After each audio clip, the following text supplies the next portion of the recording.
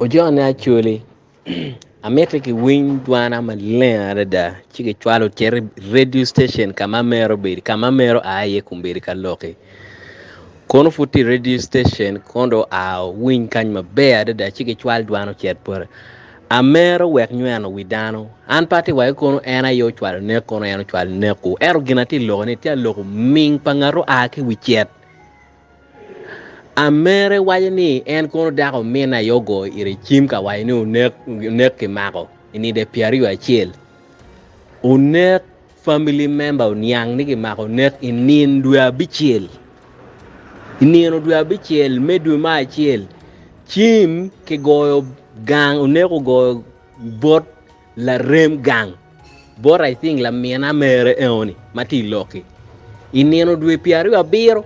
But the matter was kept silent until Nino Dwe Abichel. Mene la meno nek manya deni ukubechu no information new unek pere gene unek ke mako go chim. That is one. Na America log ni kono dako meno go yere chim wa any family member konti when the period che that is madness.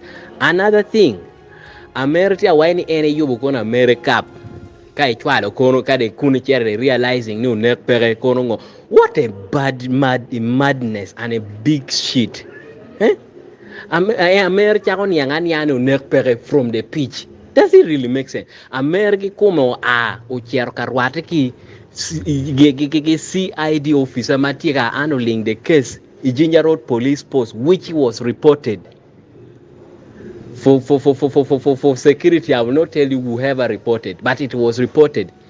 Amere picked himself ucharwateki jale eomatika handling that case in Mamero okuno. The case ended the way it ended utabe kiri eoni the way it is silent. Amere kumbetia wine is struggle koni make kubege external security what is stupidity me anywhere ngo letter eno agi India me o does Amere even know nga mutual letter eno from India?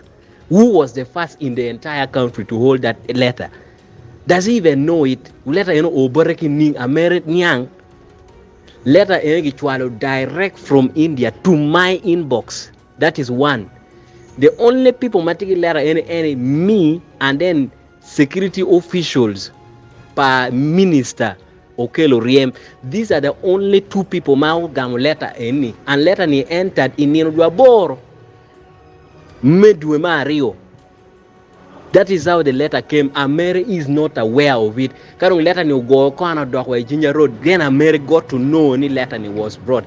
Pingo Amere is making that kind of man. These are the kind of people man know mirki rwa kon recharge jeba ge kon ge bake pala kon ge timingo. KT are making your political speeches by Amere. No any other thing. Don't take this advantage. You have not seen me. I have not seen you. I don't want to see you and I don't want to meet you. But please know what to tell to the people. I'm very, very annoyed. You don't know how some of us are suffering following this case from January to January. What from one office to another. And now you're bragging with it to the station. Your achievement. What a madness. I don't know how you look, but you must be very stupid. Thank you so much. Ngaroma Maugamu audio and whoever can send this recording, send it to whether Mega, whether Mightyfy, whether wherever. Let this recording reach out to the public. Amere should stop fooling people. Manyoko. Abira nero wachon kibo binule tongi cholpa Baruli